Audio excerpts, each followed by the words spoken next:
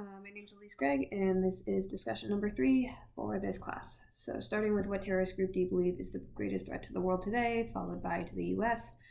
The group that represents the greatest threat to the world today, in my view, is the Taliban, although they may not necessarily expand to the point of seizing control outside of Afghanistan. First of all, their regime is causing a humanitarian crisis that has an international impact. We're seeing human rights abuses. Farhan Khan, in his piece, Afghanistan's Interim Taliban Government, lists some of those. So, repression of women's rights, summary executions, torture, repression of freedom of speech, economic instability, etc. And this has an international impact too, because we're seeing, refugees from Afghanistan. We're seeing people stuck in Afghanistan as borders shut. So not only is this, just a, explicit terrorist threat as a group, but we're seeing the ripple impact of, success by their terrorist actions. Further, their work may lead to, increased terrorism outside of Afghanistan in the region and beyond. We terrorist groups and other terrorists boldened by their success in Afghanistan.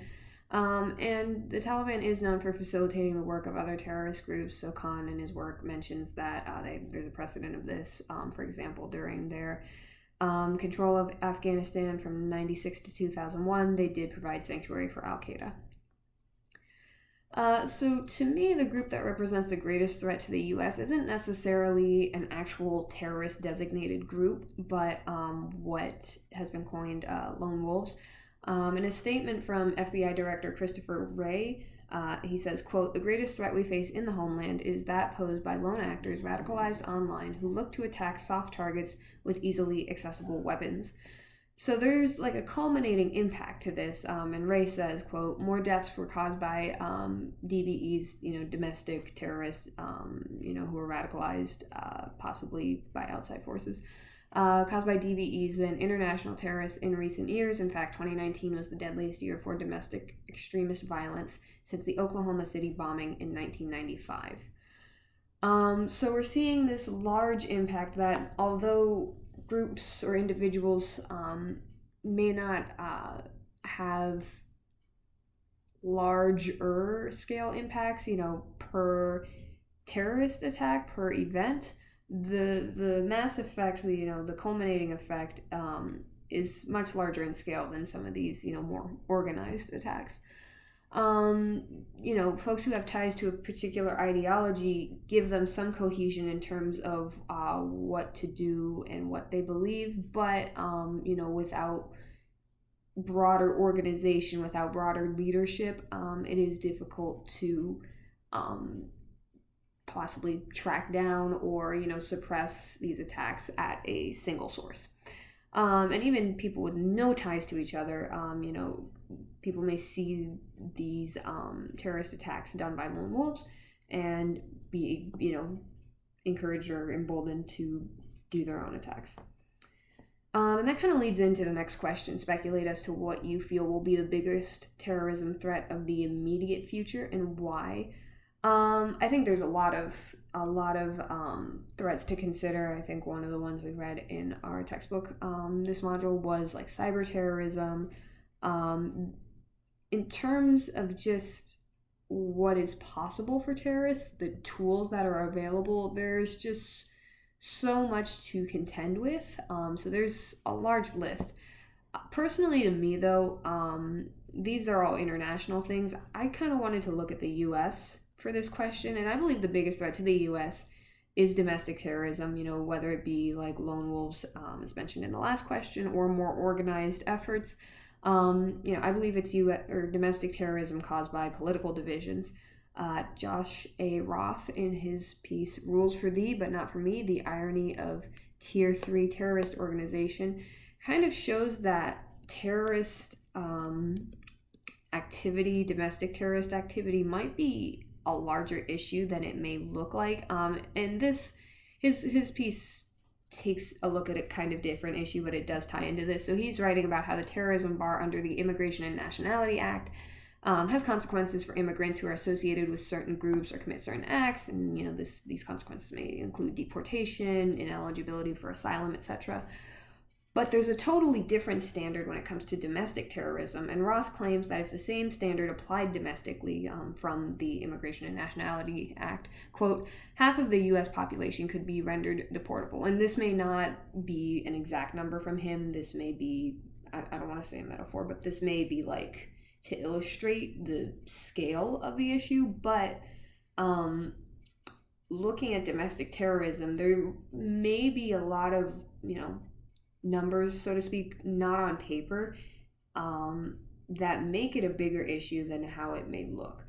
So not only are we seeing that, domestic terrorism is an issue that may be larger than, official numbers may say, or, what we may see like in popular media, but it's a difficult problem to tackle. So in Domestic Terrorism by Lap Nguyen, he writes that there's difficulty in providing counterterrorism solutions. Quote, the primary problem with domestic terrorism is that difficulty in addressing the source of radicalization.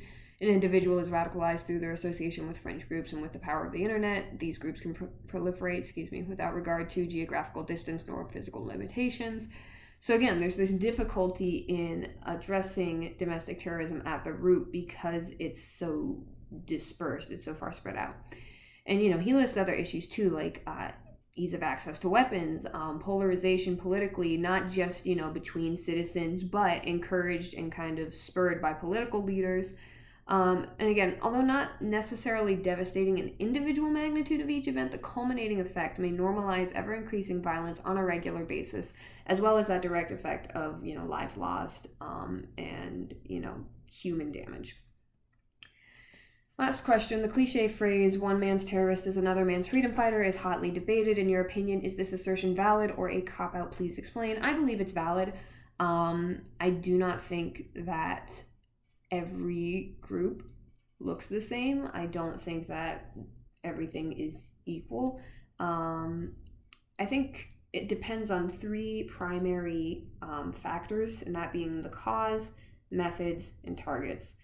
So, for example, you may see two groups engaging in similar activities, but if one is fighting against an explicitly corrupt government and one is advocating for personal causes, I think the two are just qualitatively different. I think when you see, folks fighting against corrupt governments where there is repression, where there is, no freedom of speech, no, freedoms being taken away, that looks different from people fighting to force certain types of, living lifestyles or government on people. So, for example, I think in Afghanistan, it would be pretty valid to say the Taliban are terrorists because they are forcing certain lifestyles, certain government onto people. If we saw people suddenly, engaging in similar activities, against the Taliban to topple that regime, I think it would be very valid to say that would lean more towards freedom fighter than terrorist. When it comes to method, I think this ties in a little to targets as well. It really depends on how you're going about it. So, for example, are these large-scale attacks, or do they target specific people? When you're targeting specific people, are you targeting civilians, or are you targeting, government leaders, perpetrators of injustice? Again, not to say that, violence is necessarily justified, but I think if you're going to differentiate between freedom fighters and terrorists, it is important to look at, okay, are you just terrorizing, citizens who have nothing to do with the injustices that you believe are going on, or are you going after people who have influence, power, who are behind these injustices? And of course, this can change over time as groups, change goals, change methods, change targets. It's not necessarily about the group itself, in my opinion, but more the qualitative, what are you doing, who are you doing it to, how are you doing it? And I think, having specific goals outlined as a group does play into that a little bit. Do you have an actual list of demands that, are, again, not this advocacy for personal causes? Or are you just terrorizing people so, your group can gain control? And I know that was not super well articulated, but I hope my point got across. And that's everything I have. My sources will be in the description here. But thank you so much for listening.